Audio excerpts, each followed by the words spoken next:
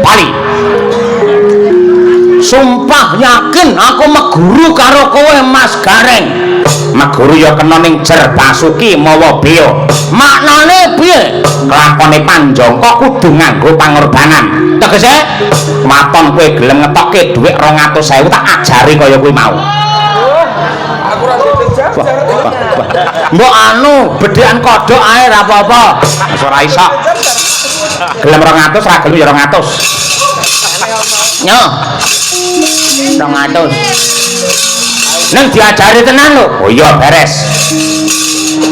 Mundura. Ayo. Tatekne sawangen. Sing pisanan gedruk bumi ping 3. Pincange gedruk bumi.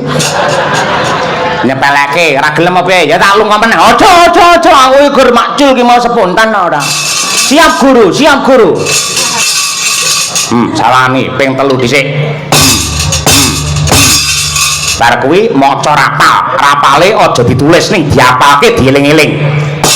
Bapa lunga. Bapa lunga apa simbok meteng tuwa sok yen lair dadi satriya utama. Sawangan le. Iki ora ngger wong iso kaya ngene iki. Bali. Guru ngono akeh tunggale mundur.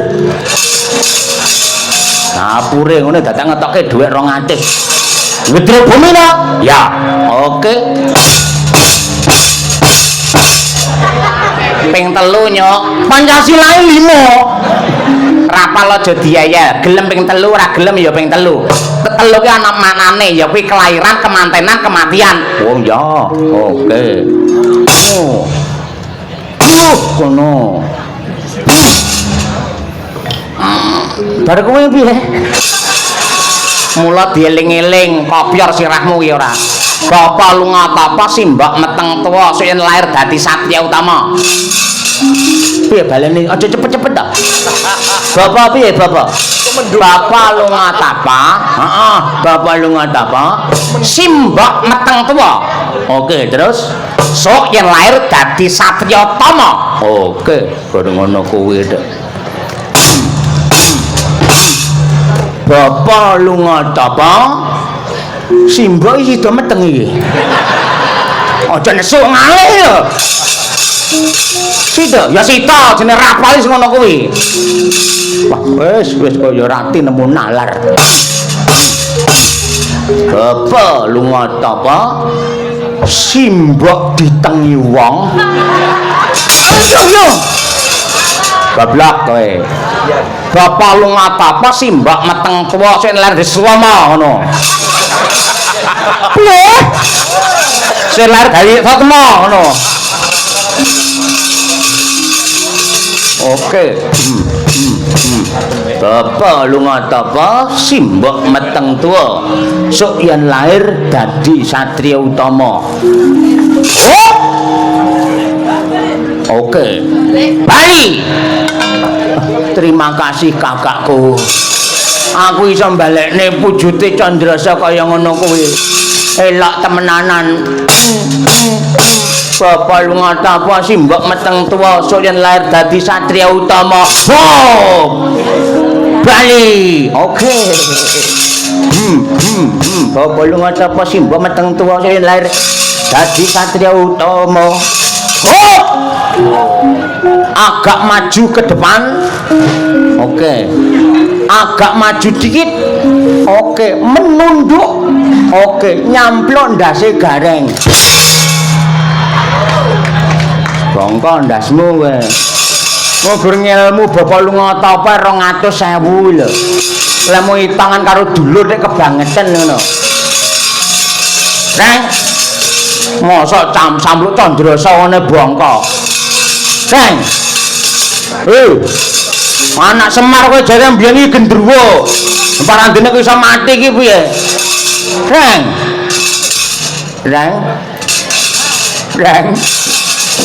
Mas Gareng. Ya ampun sinden udo kae sapa? Endi? Ora.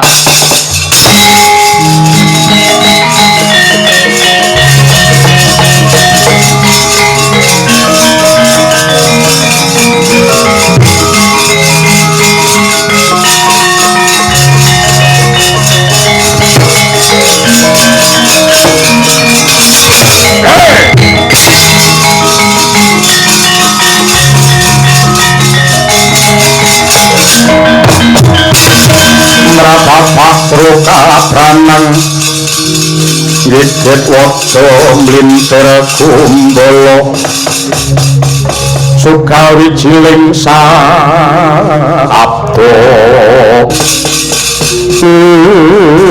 wah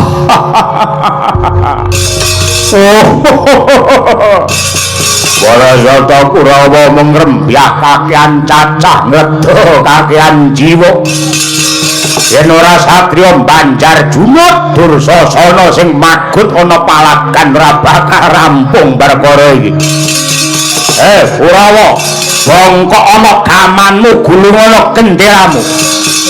Anoman Panakawan raminggat cancang jenggot gembrek-gembrek.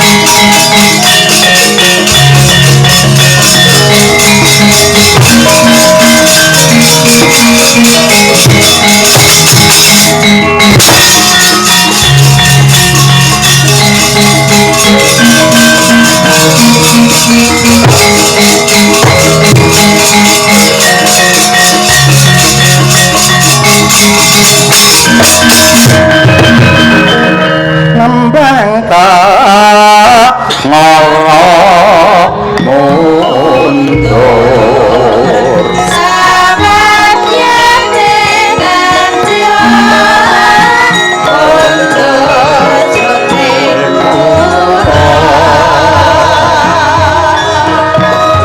sagung pada berat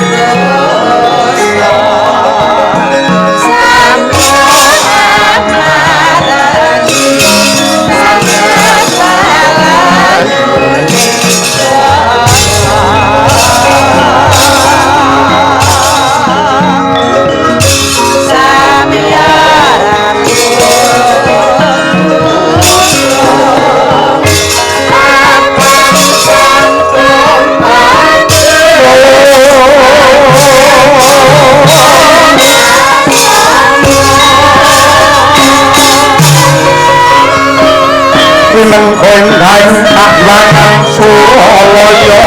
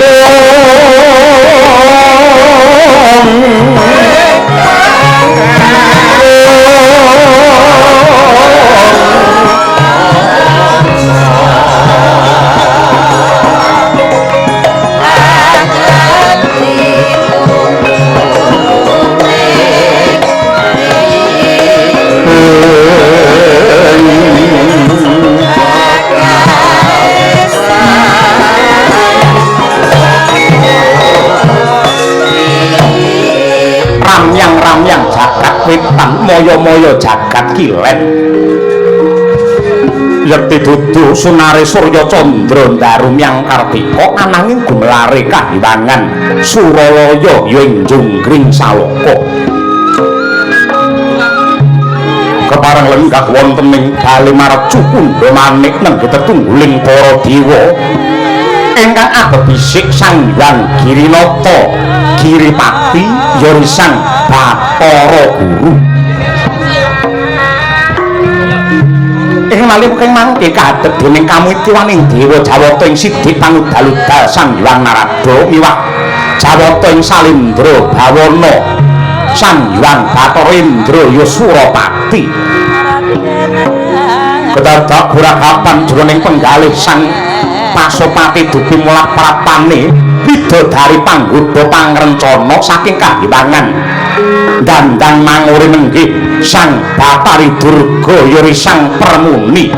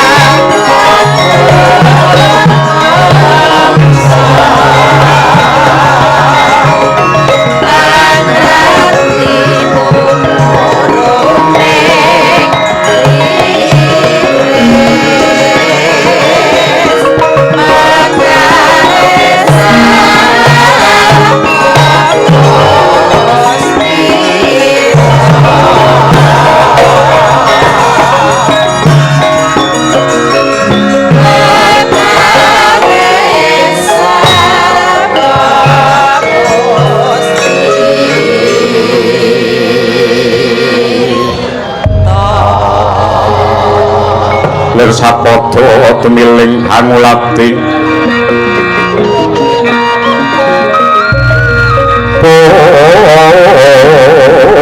Puspita natmindah kang warni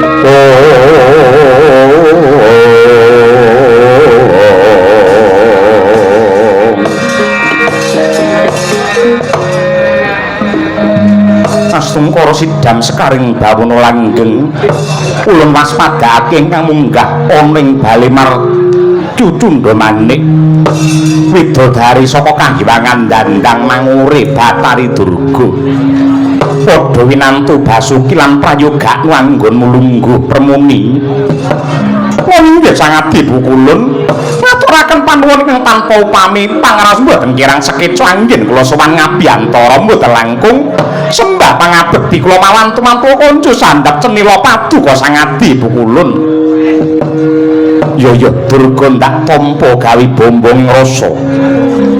Ulun waspadake semengko pengawak Bajra Sigra kang mawa gita semune Gimbul Wigati.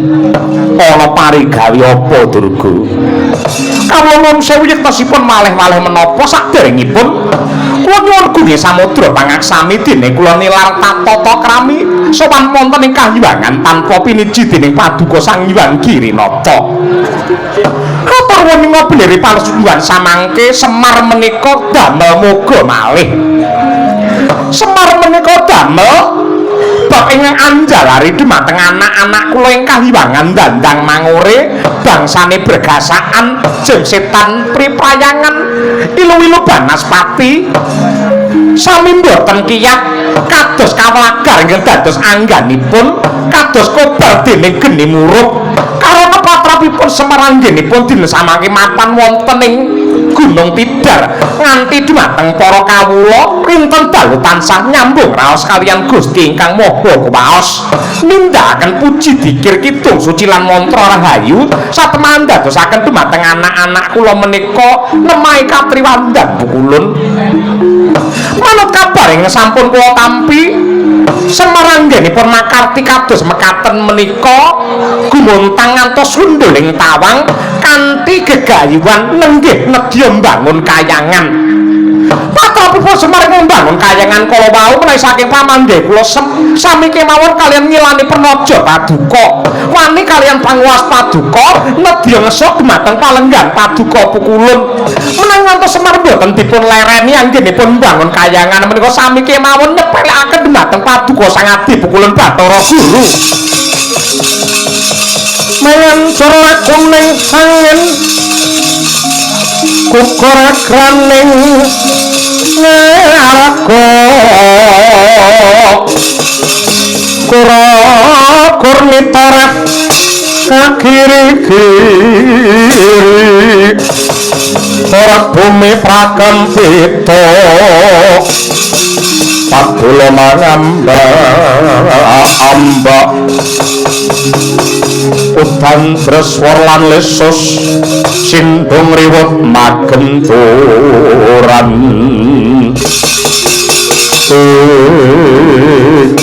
ilah ingalik namastu namasidhan babar pisan ora nduga mono lamun to Semar Badranaya gawe muga ingkang kaya mangkono lamun to patrape Semar nedya mbangun kayangan ora ndak lereni lan ora ndak sirep panwurunga malah Bathara Guru sing bakal kelangan kawibawan para kawula mok ngajeni lan ngurmati kelawan para dewa yen pancen kaya mengkono Durga malah ripalunggan iki ulun pribadi yang bakal tegak ning Gunung Tidar yen nganti Semar ranggugu kelawan Bathara Guru supaya leren anggene nindakake puji dikir mengko sing jenenge Gunung Tidar bakal dadekke awuri palungguhan iki ati guru mangke rumiyin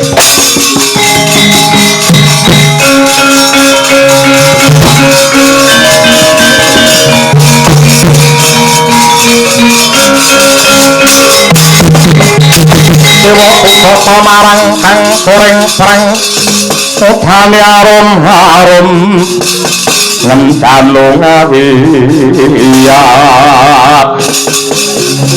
Nakrada ngepalane Jawata Sukamulat Nuwun sewu Adi Guru. Mboten kak nama ingkang roking suduk pangudal-udal menika lemah bengkah nyelo-nyelo nyaru-nyaru wus menika babar pisan mboten. Nang bab menika kedadipun penggaling ing kanthi saestu sampun ngantos Paduka mangke keseluruh wonten dalan ingkang kleru satemah getun keduwung ing tembe wingkingipun. Mangga ta sak menika kula menggalih. Ing atasipun Kiai Semar Badranaya Kakang Semar menika anganti dumateng para kawula manembah kalian Gusti anut wewareng Wida Suci. Parandenika badhe Paduka pidana menika dasaripun menapa nalaripun kados pundi? Angga kalih magapokan kalian Kakang Semar anggenipun bangun kayangan menika prayoginipun monggo ta dipun rembak langkung rumiyin kersanipun Kakang Badranaya menika kados pundi? Paduka menika ratuning para dewa tetungguling para Jawata sampun ngantos agan tanpa paniti priksa. Paduka kedah ngandelaken nereh kawicaksanan lan permati anggenipun nawasdi.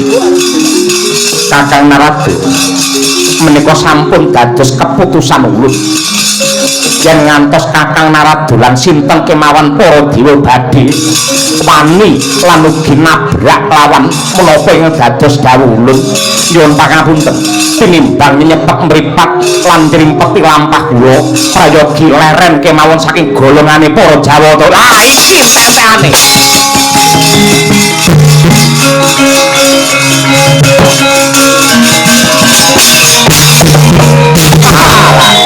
Kenjang pak pong parudaya slere buntute acel kater.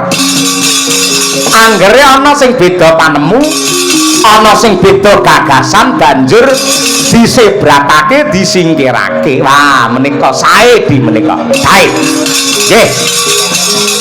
Boten langkung ngestakaken dawuh tinimbang wonten kahiwangan kula mangke kesempyak ngaradan. Melu gendong agenging dedusan daya-daya ingkang ngraka tak nyuwun pamit kemawon kula tak miring kula tak minggir kemawon. Ning kula taksih kemutan wawangsane para pinter. Wonten donya menika wonten hukum ingkang cacahipun sekawan. Ingkang sepisan menika hukum kodrat angka kalih, hukum adat angka 3, hukum negara, dene ingkang pungkasan menika hukum karma utawi hukum dharma. Hukum kodrat menika saged dipun wiradati upaminipun jam 12 awan medal saking griya mongko srengenge panase ngentang-entang wong metu saka omah yen ra nganggo wujude piranti payung tamtu badhe kepanasen ning saged dipun seranani latar ngangge caping utawi ngangge payung sampun boten kepanasen malih menika hukum kodrat.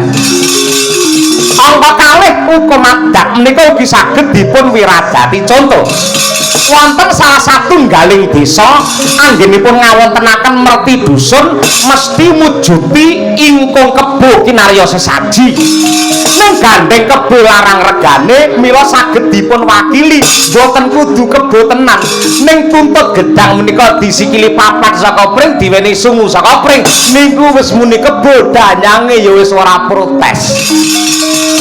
Niku hukum adat. Angka 3 hukum negara utawi hukum Suralaya. Niku saya gampang dipun wiradati. Mergo teng kahiwangan menika hukume lading. Lading yen munggah ketul yen mudhun menika landhet. Tegese hukum mung njiret sarta mbleh dumateng rasane wong cilik. Wis wong cilik omahe mbelik lingguhe dingklik dimari ublik yen geger keculik dhisik digebuki nganti mendelik niku wong cilik.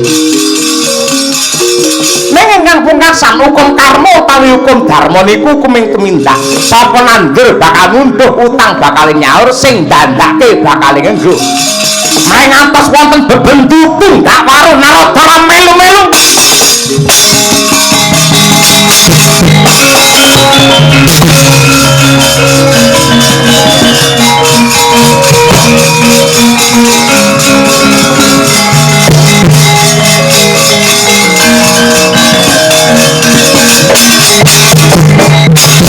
Langeng priya mangu-mangu mangun kandhuan rimang lelena tanpa kanen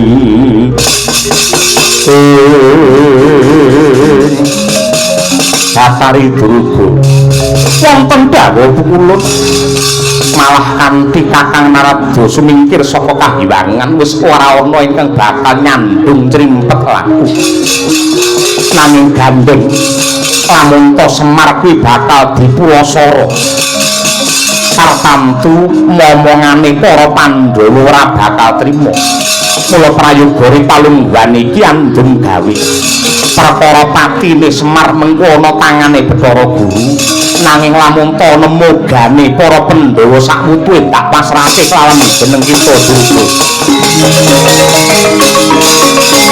Sakan kanggo lagar tanpa moncara imam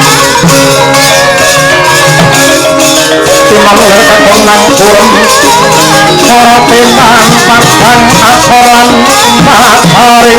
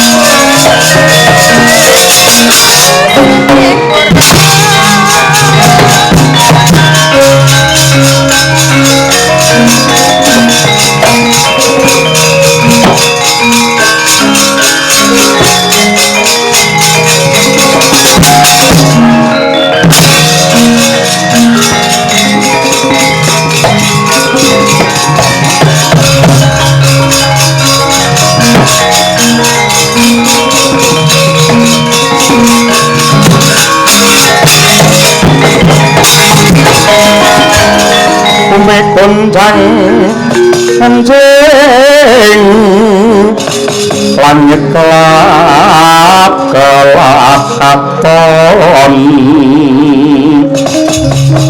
pergi canging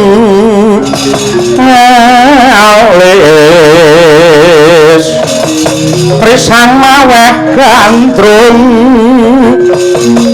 sabarang kedulukir payak mayik saking tias balewur lumaresang kandrung Tuh harisu mitra kaloyo paramreh kabeh sining wana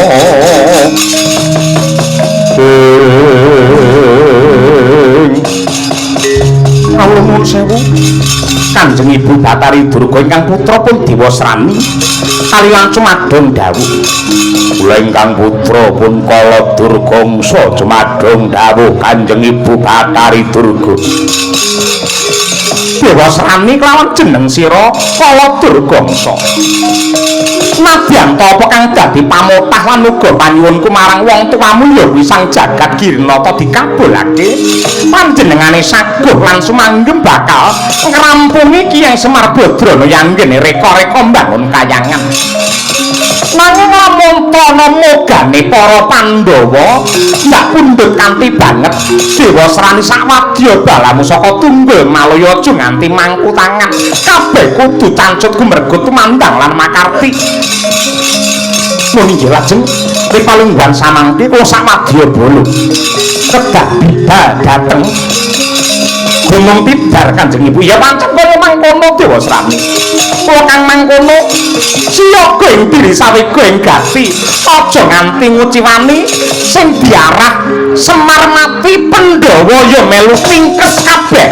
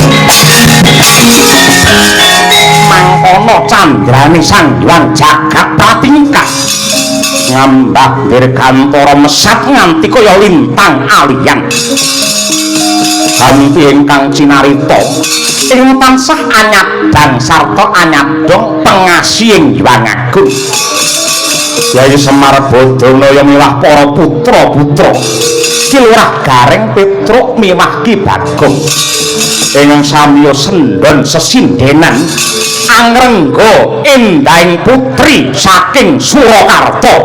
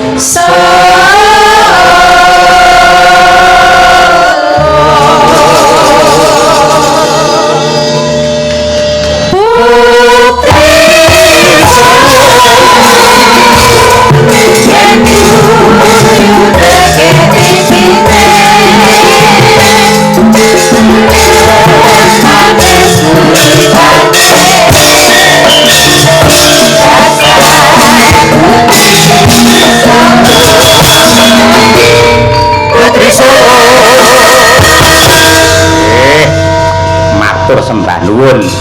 Lagu Putri Solo ya, Truk? Nggih. Adate digarap ana ing kroncong. Nggih.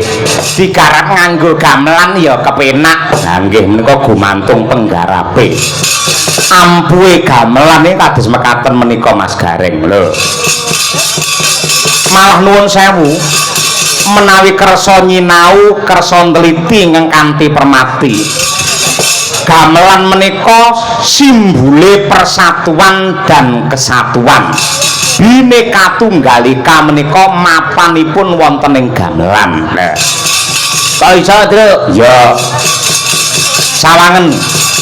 Sing jenenge gamelan ki bahane werna-werna, ana sing saka prunggu, ana sing saka kulit, ana sing saka pring, ana sing saka kawat, ana sing saka wesi. Ning kocapa nadyanto beda, ning lamun to menggunakan kekompakan dan keselarasan, frekuensi yang sing padha akhirnya bisa kepenak lamun to dirungokake. Betul, Truk? Wujude kendang kuwi karo kenong beda lho. Bonang kuwi karo demung beda. Gong kuwi karo suling wujude beda. Nadyanto beda ning menjadi satu kesatuan. Ya inilah yang namanya produksi Nusantara kaya dene NKRI harga mati, Madiun tetep guyub rukun nyawiji gumolong. Lho ngono kuwi. ya Kaya ngono kuwi. ya cocok yen Lakon-lakon anyar sing kebak piwulang, contone kaya lakon Dewa Ruci, lakon Bima Suci, Petruk dadi ratu lan lakon liya-liyane. oh ngono. Heeh, kaya ngono kuwi. Mula raneh Ramokal ya merga saka gedene jasa-jasane. Wujude gamelan karo wayang ora aneh Ramokal. Nganti Ripalungguhan iki sih ditresnani karo piyayi kathah. Ning sosok ana lho Gong sing ngarani jare wayang ki Haram, wayang ki musyrik, wayang ki sirik, merga ora dituntunake karo agama. Lho, lek ngarani wayang musyrik sirik ki sirike nggen ngendi, musyrike nggen ngendi, harame nggen ndi kudu diteliti dhisik, disinau dhisik. Upamane aja nanggap gong ki marai haram. Iya, gong kuwi mongko kok perunggu, yen kok kletak, kok pangan haram tenan. Ya heeh ngono kuwi. Nek kok rungokke iso nambani rasa men tentrem, mulya atine mulya batine ngono kuwi. Dadi apa-apa iki karo niate, Truk. Reng ngono kuwi. Masa heeh ngono kuwi. Padha karo awake dhewe pengajian ngono ya niate nggatekke piwulange ustad. Insyaallah gelem nindakake awake dhewe bakal diparingi bejo donya bejo akhirat, slamet donya slamet akhir ngono kuwi. Nek butuhe awake pengajian ki arep golek seranda, arep dadi copet, iki engko pengajiane ya ora nek apa-apane, ora entuk ganjaran apa-apa, malah dadi dosa ngono. oh ngono. Heeh. Padha karo piyayi mirsani wayang, yen nonton wayang nggatekke cerita, nggatekke lakon, nggatekke wejangan, insyaallah ora ana harame. Sing marai haram ki niate nonton wayang kleru, ora nggatekke wejangan, ora nggatekke nasihate dalang, ning teko kene butuhe mung arep mentelengi sinden. Lah kuwi lho. Oh ngono. Kuwi niat sing kleru. Ya Ngono kuwi. Nek ya sing dan dijejer kaya ngene butir lah ya disawang. Iya disawang. Ning kudu dibarengi karo rasa syukur. Ya Allah, paduka menciptakan wujude waranggana ingkang cantik, ngluraken dumateng kabudayan satemah ngrenggo endahing adicara hari jadi Kabupaten Madiun yang ke-458. Lah ngono kuwi. ya Dibarengi karo syukur ya le. Nggih, karo syukur kaya dadine apik. Dasare ya kaya ngono lho. ha ya Nadyanto Niken Salindri iki mau wis pamit, wis mundur. Aku ora ngerti. Bae kontrake karo panitia mung limbukan tok. ha ya Nek ora masalah wong sinden-sindenku iki ya cantik-cantik ya ayu-ayu. ha ya Tur piye kene wis do apal kabeh. ha ya Ora mung cantik, ora mung ayu ning suarane ya apik-apik kabeh. ya Wiwit saking mriki piyambak menika Mbak Nimas Ayu Winong Nawangsih menika saking Tulungagung, mahasiswi wonten ing UNS Surakarta lho menika. Angka kalih menika Mbak Birgita Ayu made in saking Laladan Kediri. Titelipun sarjana seni. Lho menika. Mangka 3 menika Mbak Dian Munasirah sarjana seni magister seni asli saking Laladan Bule Pilang Kenceng Kabupaten Madiun. Sindene ngangge titel magister barang ya no aja disepelekake. Tur Mbak magister kaya ngene opor bebek cukup awake dhewek. Anggone kuliah ki ora ngrepoti wong tuwa ning golek raga dhewe lumantar nyinden turut tarut kaya ngene iki. Lho ngono. Mila nggih pengumuman kangge Bapak Ibu ing Laladan Madiun menawi kagungan putri anak wedok kok duwe swara apik monggo dipun sekolahke nyinden, dipun latih nyinden. Ngono, heeh. Dadi sinden ki cucuk apa kurup to. Ha iya, heeh, ngono kuwi. Ngene iki. Ngene iki sepengi rumah samu bayarane pira? Ha iya, Terus saiki dalang siji minimal sindene iki 5, 6, 7 kaya ngono kuwi. Ha iya. Mula ya ora nek lerene ora nek mandeke le nyinden. Heeh, temenanan wis temenan. Kaya mau adik-adik sing panembrama mau Purabaya mau Retna Purabaya ya apike kaya ngono. Mindah kaya apa lek taun ngarep sinden ora kurang saka pira mau 20 enek lho, Tru. Ha iya. Terus ditambahi sinden gawan dalang 6 bintang tamu loro dadine 8 ditambahi 20 wis pira kabeh kepareng pentas ora mung sore tok ning kiwa tengen panggung enek sinden kabeh tegese hari jadi Kabupaten Madiun tahun depan paribasan botok waranggana sakanane lho ngono kuwi aja ting ngene mbiyen Karanganyar nggenku wis kok ayo nyatane saiki balik 6 neh ayo ngono kuwi iya rasa melu-melu ngono kuwi wis enek ngono iki nah iya nggih sembah nuwun kalajengaken menika waduh jan menika katresnanipun Ibu Bupati ing Madiun. Nah, menika Ibu Sukesi Rahayu sarjana seni magister seni dosen pedalangan materi tembang kalian karawitan ing isi Surakarta. Lah niku yen dalu menika mesti nyinden yen enjing nganti siang niku mesti ya teng kampus mulang lek sore drep lah ya ora tau iman-iman tangane nggih drep aluse kaya ngono nggih aku sing ra trimo ning omah isa-isae tak pengeng aja isa-isa Bu iman-iman tanganmu sing isa-isa aku wae ha iya ngono kuwi umbah-umbah ya aku ha iya Pak mulyake apa-apa tak lakoni sing penting bojoku aja nganti kasar tangane aja nganti keriput kang dadi kulite aja nganti tuwa sing dadi wujute ha iya ngono kuwi lha kowe tak kandhani ya sing jenenge wong lanang bakal dimulyake Gusti Allah lamun to gelem mulyake wong loro siapakah dia 1 ibumu 2 istrimu lah kuwi ngono kuwi mula Bukesi iki lek prei ra tanggapan ngono tak jak dolan ya romantis wong loro mlebu mall wong loro tak gandeng tangane wah mesra banget ora mesra lek ora tak gandeng tangane kuwi njupui apa-apa dhek iki mare gitu iya matur nuwun Bukesi wis pirang-pirang taun wiwit 2009 ya terus nggih wiwit 2009 ngantos sak menika insyaallah sak rampungipun sak kukuting gesang kula anggenipun tansah leladi dumateng Petruk nah manyen yo pas jenenge sing lanang seniman sing putri seniwati niku pas kayane mlumpuk ayo lek turu ngepluk ayo ngono kuwi matur nuwun Bukesi ayo wis golek kaya ngono ki arep nyawang sing piye to Truk ayo rumasake lambene cacahe sing elek iso sing enom lho ora ya Bukesi ngibarate peda montor iso tak enomne ayo ngono ganti mesin enom dek ayo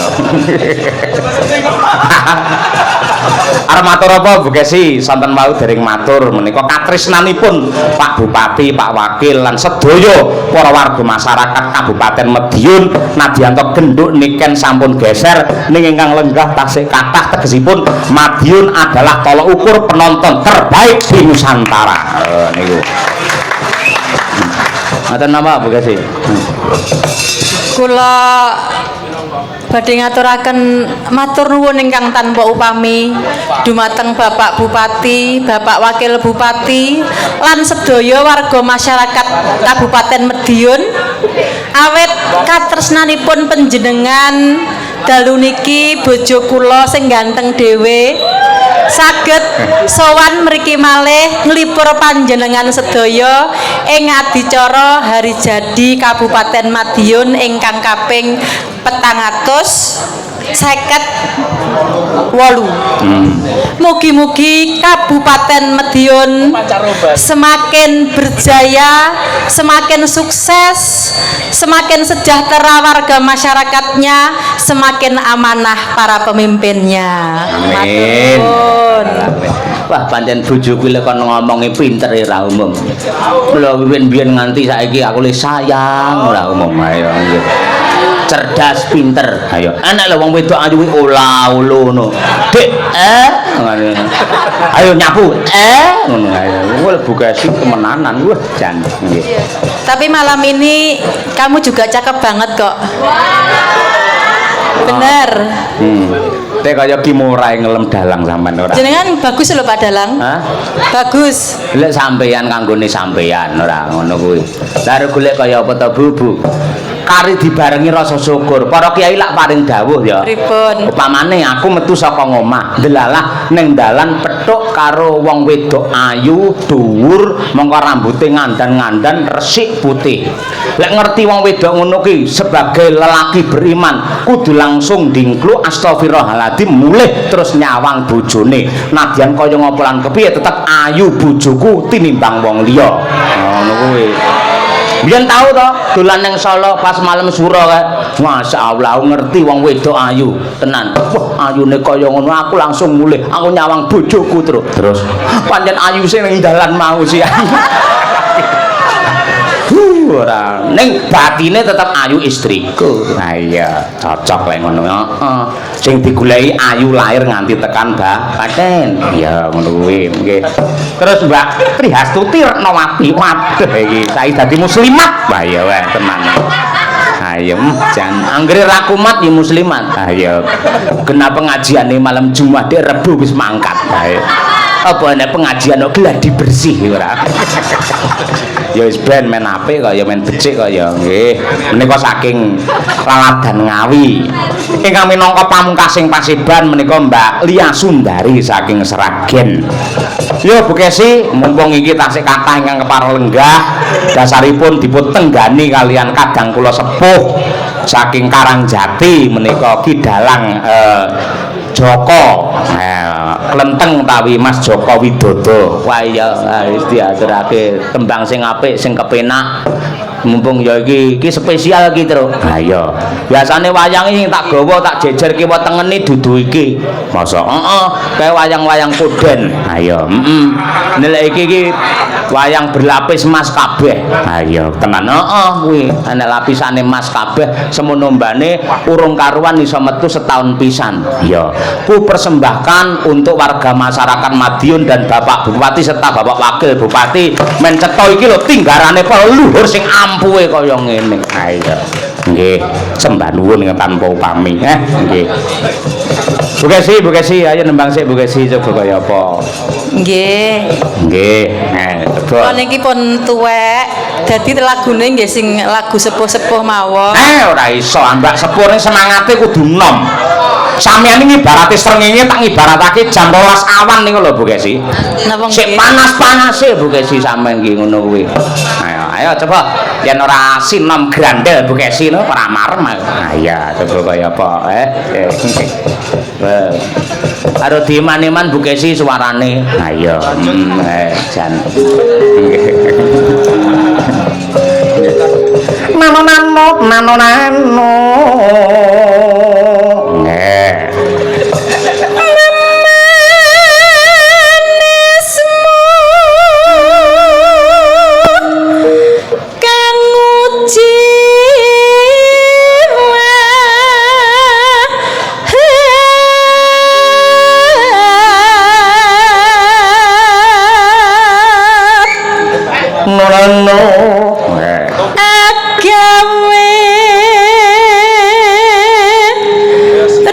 citing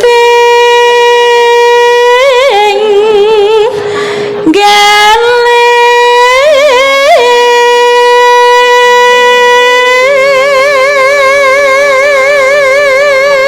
wis ora bakal piye-piye ora bakal kegodho insyaallah wong nyatane ngalor ngidul ngetan ngulon ora tau pisah karo Bu Kesi. Ha iya. Tanggapan ngene ya mangkat bareng, munggah panggung bareng. Besok mulih ngono ya bareng, tekan ngomah istirahat ngono ya bareng, turu bareng. Ya, jam 12 awan nglilir ya bareng. Ning ya kuwi pringis keluwen renek sego. Ayo ndandakne oleh ayo. Sego ndandakne lah. Wah Pak Marsono, sugeng menggah Pak Marsono. Wah nggih menika ingkang putra nggih wonten mriki. Ingkang putra mantu. Ha iya nggih. Nika jos temenanan nggih. Lalu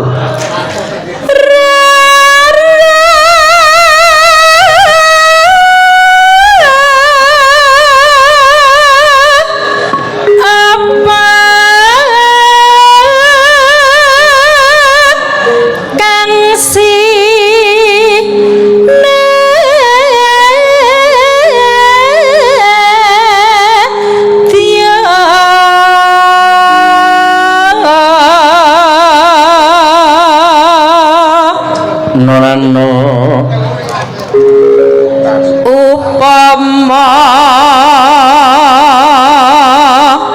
mundut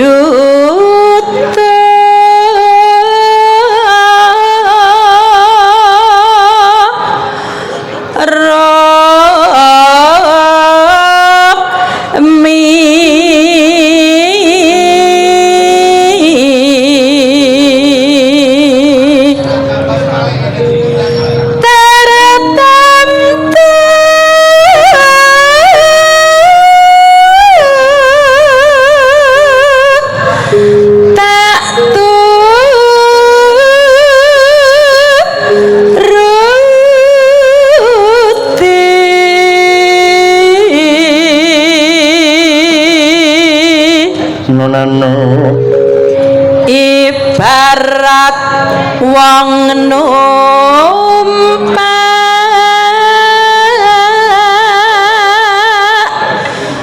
perahu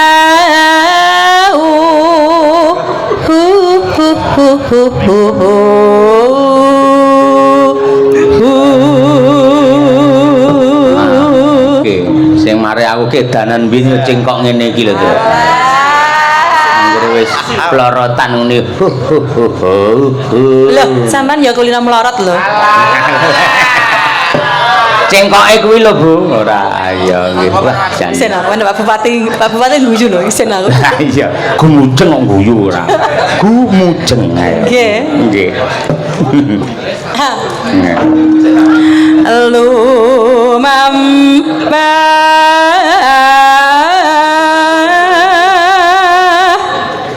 tanpa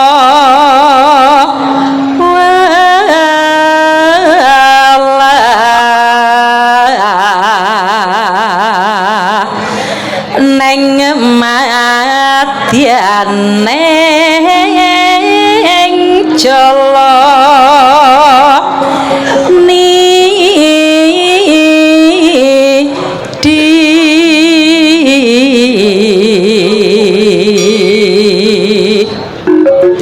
tamah gonjeng anggen jong neng pagulingan.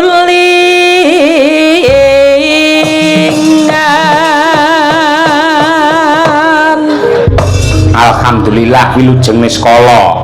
Menika nggih wonten WA saking Pak Marsono. Pak Mbak Dian. Ya. Assalamualaikum. Waalaikumsalam. Sugeng enjing Pak Dalang taksih monitor wonten lokasi. Selamat hari jadi Kabupaten Madiun ke-458. Semoga Madiun tambah maju, guyub, rukun dan bersahaja. Amin. Nggih.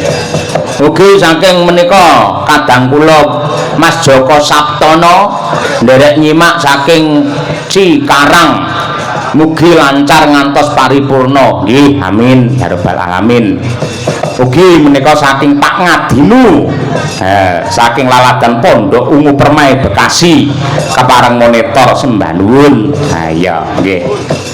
Lan ugi sedaya para kadang mboten saged kula aturaken setunggal ndoko setunggal. Sugeng laras Pak Harnoto saking laladan Bukit Raya Tenggarong seberang Kalimantan Timur. Ya, sugeng midhangetaken bajute apa? Coba karyane Mbah Sukron wae Sri Huning Mustika Tuban. Lah ya, nggih, kaya apa? Nggih. Nah, nggih. Ugi kula aturaken dumateng para kadang-kadang para YouTuber. Lah ya. Akeh banget sing kepareng ngrekam iki. Lah ya. Sing adate isu meni sukses ora tak ketok ya, Tru. Engko tak goleki nang ndi to jeneng ora. Kadang-kadang saking caksi ya menika para nom-noman sing gemar wayang matur nuwun tak aturi Sri Huning Mustika Tuban dening mantune Mbah Sukron Suwondo Ibu Sukesi Rahayu ya Bu. Sri Huning Mustika Tuban laku tresna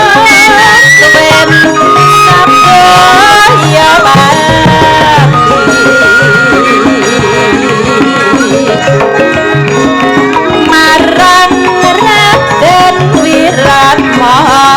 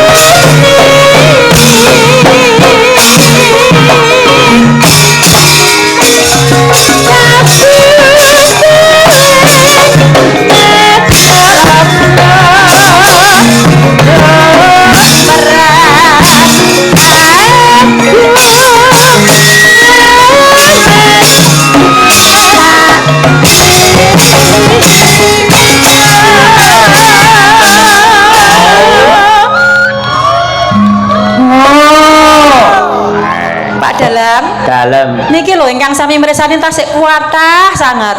Nggih. Saya ingkang remenaken generasi muda Madiun ingkang remen kalih Ringgit Purwo tasih kuatah sangat. Terbukti teng wingking nika cah nom-nom sing mirsani ya Allah kathah sanget. Ngoten. Nggih. Nggih. Bae muga-muga Bu Kesi sing jenenge wayang iki tetep berjaya sepanjang masa walaupun zamane berubah menjadi apapun khususnya teng Madiun wayang tetep eksis sepanjang zaman ngono kuwi panyuwunku. Nggih. Ngono kuwi nggih. Dan niko priye? Membanggakan sekali generasi muda Madiun ingkang remen wayang. Sebab zaman sakniki niku pun mulai mengkhawatirkan lho Pak Dalang. Lho kok iso? Karena perkembangan wayang niku sampun dipun seret ilmune kalih bangsa mancanegara. Niki angger musim liburan bangsa Amerika, Inggris, Prancis, pokoknya saking benua pundi-pundi sami ngangsu kawruh babagan pedalangan kalih karawitan teng Solo. Nah niku enten sanggar-sanggar kantong-kantong budaya sing ditekani kalih bangsa mancanegara. Lek awake dhewe iki enggak ngrungkepi bener-bener keseniane awake dhewe, bakale awake dhewe iki sinau gamelan, sinau ndalang ning Amerika Serikat kono. Amerika Serikat. Ora. Iya nggih. Bener kaya ngono nis, percaya yakin wae pokoke Bu Kesi nadyan kaya ngopo lan kepiye lek nun sewu nabuh piyai manca, piyai Jepang, piyai Amerika, piyai saka Eropa apik ana akeh. Terus apa kuwi jeneng nyinden kae ndemben kae Mbak Megan apik. Nek lek ndalang ki angel. Nan, dalang ki angel. Sapa neh iki jenenge dalang ngempet nguyuh mongko sewengi. Kuwi kanggone wong manca ki angel kaya ngono kuwi. Ha iya, ngono kuwi. Saya neh sila tumpang. Ki sila tumpang kita gampang. Nek ra kulino iso metuntung lho ngono kuwi. Ngono. Iki dengkule iso munggah ruwene ngono kuwi. Ha iya. Kuwi ya mergo tinggalane para luhur biyen ya, Kang. Heeh, wis percaya, wis percaya. Sing penting antarane pejabat, masyarakat, seniman tetap bersatu untuk teguh mengibarkan bendera budaya di Nusantara. Nah, kuwi penting. Ya. Contonipun kados para penggede wonten ing Kabupaten Madiun niki Bapak Hari lan Bapak Wakil lan sedaya tansah peduli kalih seni tradisi wayang. Mugi-mugi Madiun mboten bosen-bosen nglestarekaken wayang kulit sepanjang zaman. Amin. Amin ya rabbal alamin. Nggih. Lanjut, Bu.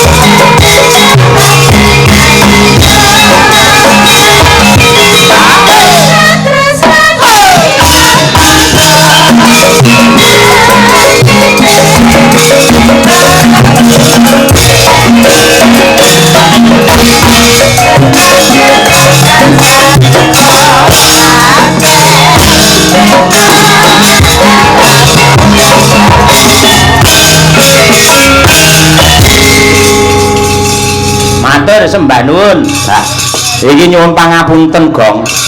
Iki ana layang sing malah kesingsal iki mau. Diwaca sik mbok menawa sik kepareng jenak pinanrak urung kundur, Tru. Sugeng dalu Pak Dalang. Dalem nyuwun gending langgam Saderma utawa Sadarma apa iki? Kalian Woing Aren. Dipun kendangi kalian Mbak sapa iki tulisannya apa ki nong? Mbak RD. Mbak RD. Nggih, Mbak RD nggih. Sembah nuwun saking Mbak Anggi. Mbok menawi tasih lenggah monggo mriki. Mbak RD. Nyuwun ngapunten jane niki layange wiwit sonten ning ketutup. Napa niku rokok, dhuwit napa-napa akhire malah tengisor dhewe. Kasih. Nun? Aku di. Oh, masya Allah. Waduh, duh. Mriki, wah, alah. Jan nggih. Mriki, Mbak. Oh, niki. Oh, nggih, sami-sami. Jenengan yaene kok ngangge ireng kok arep layat ae, Mbak. Ora kok ya ireng langgeng kok le. Ha ya nggih. Ade Kyai le sopan nggih. Ngapunten, Mbak. Lho kaya ngono ki etikane tata kramane. Sik ngasta mik sik. Niki badhe ngendang, badhe nembang napa, Mbak?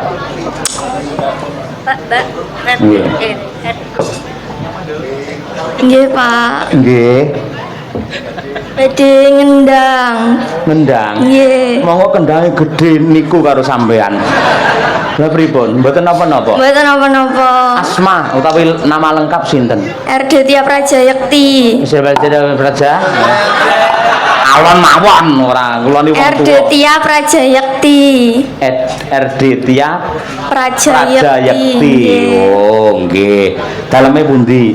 Tapelan, Balirejo, Madiun. Apelan. Tapelan. Oh, tapelan. Nggih. Pak dalang anggere kliwat jam 1 rada budeg, Nduk, kaya. Nggih, kelas pinten, no? Kelas 3, Pak. Kelas 3. Nggih. SMKI. Wah, SMKI pundi? Surabaya, Surakarta, Surakarta. Pundi? Surakarta.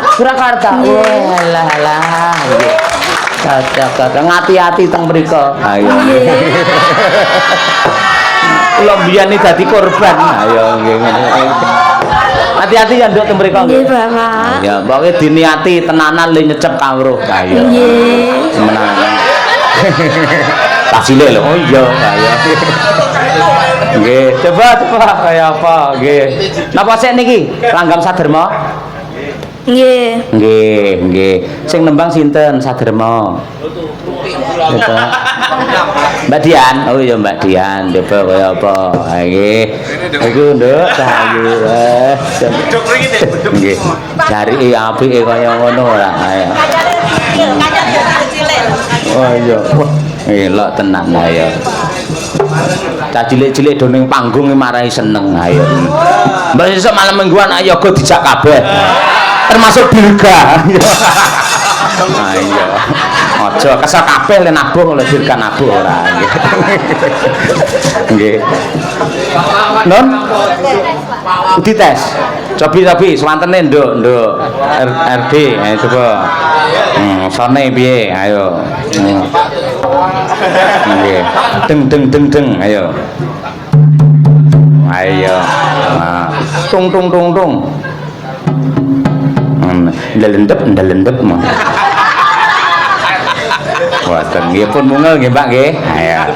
Aja diware elek lho, kuwi pecah lurus yo. Ayo. Apa ki mau? Ayo. Nggih. Tapi langsung cobi Mbak Dian coba kaya apa? Nggih. Wawangsane prasujana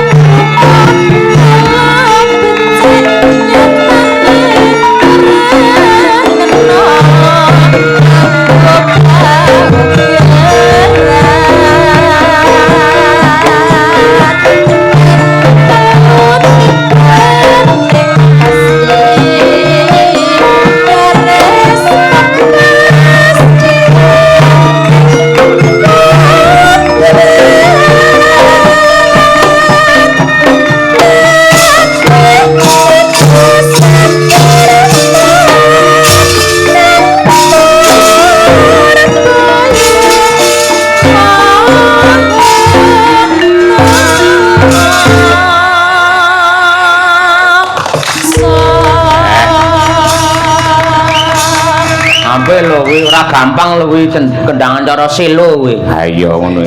Dung tak dung dung undung tak undung dung undung tak ndet ndet ndet ndet ndet ndet tak kentok ndet kentok tak kentak kentok kentok ora tuntok tuntok ngono blak kuntuk kuntuk ndet entat ndet tak ndet ndet ndet tuntok ndet tuntok lah ya tuntok ndet tuntok entuk blak kuntuk kentok untuk ora kentok sing kentok kowe kuwi ora jas temenanan RD pancen yo dolane ning Klaten yo to Nduk. Ini Pak Pito Radio Klaten kok ya Pak. Lah ya jas kendangane kaya ngono. Iki anu langsung wae ngaren Nduk R. Nggih, Pak. Oh nggih Pak. Oke, siap. Nah, itu kaya apa? Ya Mas. Oh kiwa ding lali tak kira tengen aku wae. Gunange kiwa. Ayo Mas Dwi, enggak, wunguriin Mas, ayo Mas. Oh, tengah gawe kancane kok muriin piye ora. Mangga, ayo Waing Aren, ya pengendang RD, yo.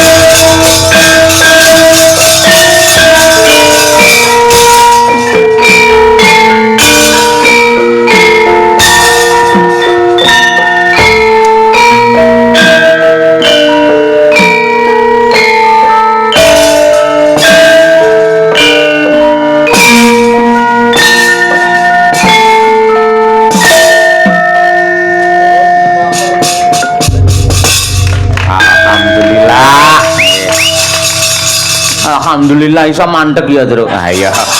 Semelangkule nganti jam 4 ngono terus e. Iya. Rene nduk cahayu rene ana bebungah nggih Tondo Tresno wae saka Pak Dalang iki nggih. Iya generasi hebat nggih. Oh sing nyindeni ya Retno Purabaya sing ngendangi sampean. Ha iya. Matur nuwun Pak Dalang. Lurung apa-apa wis matur nuwun. Mriki rada nyedam Pak Dalang masuk arep medun ora. Nggih. Ampun dipun hitung jumlahe ning minangka tandha tresnane Pak Dalang karo sampeyan men luwih semangat anggene dadi pengendang reog. Nggih Pak mangesunipun. Tandha dedetnya nduk nggih. Sami-sami nggih. Nah nggih. Sok bar SMK ning isi ya. Isi Surakarta. Sing ati-ati ya, Nduk. Ayo. Wis dadak sami-sami wis. Pokoke selek kuliah ya tetep kudungan ngono ya, Nduk ya. Jas ya nggih. Ben minangka tameng diri ayo nggih. Luar biasa. Panganane Pak Hariwur. Apa kuwi? Caping gunung. Ayo. Nah. Coba kaya apa nggih. Mbak Trihasuti Retnawati coba kaya apa ngene, Mbak? Ayo.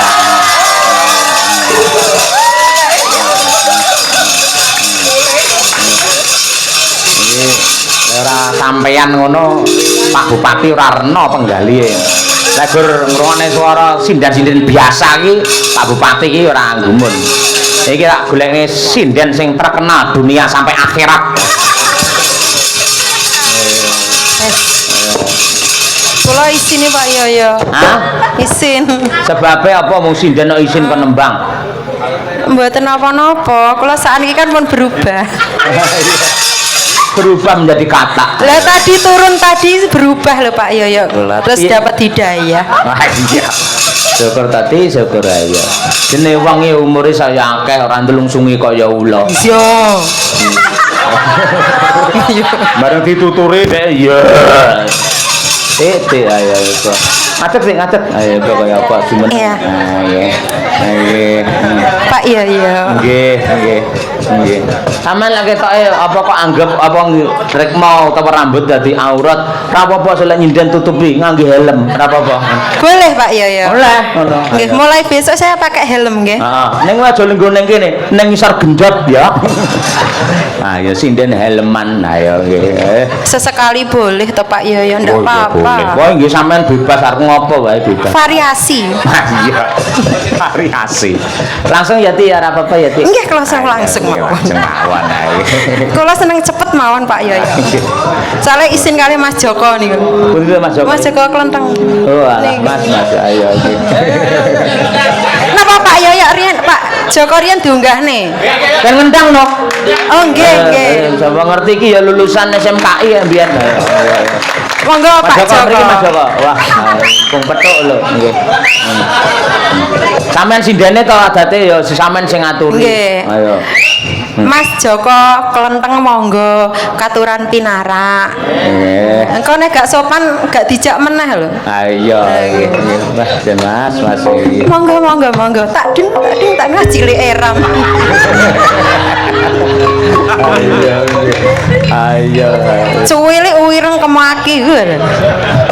Kuwi dalang saiki dadi dalang senior Ngawi. Nggih Pak, niku pun kados Mas kula dhewe. Oh, ayo nggih. Ya coba kaya apa niku apa-apa apik yen Mas Joko kuwi. Ayo nggih. Ngendang apik, ngrebab apik, mayang saya apik. Ayo. Ya megur tekone sing tekone ya apik oleh panjenengan ndi putu kok. Ayo nggih. Coba kaya apa? Ya Mas, monggo dikendangi cara ngendi? Ayo nggih.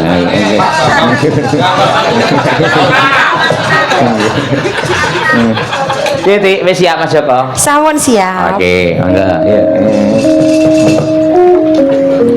Nek jaman berjuang njur kelingan anak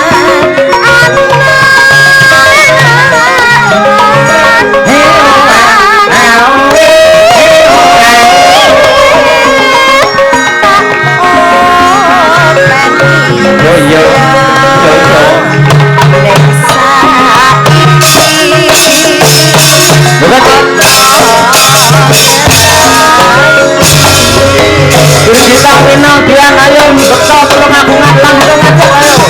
Makan sini pembuat. Ayo cepat.